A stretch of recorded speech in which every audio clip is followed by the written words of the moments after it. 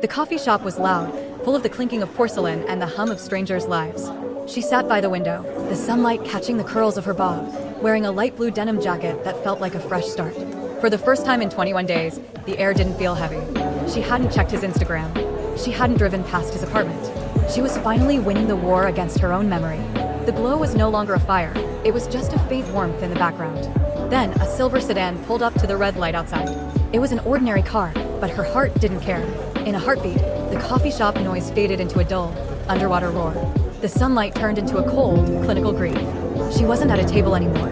She was in his passenger seat, 3 months ago, laughing at a song they both hated. Her phone was in her hand before she could tell herself no. The screen was a blinding white canvas. She typed with a feverish speed, the words spilling out like a confession. I saw a silver sedan today, and I forgot we weren't US for a second.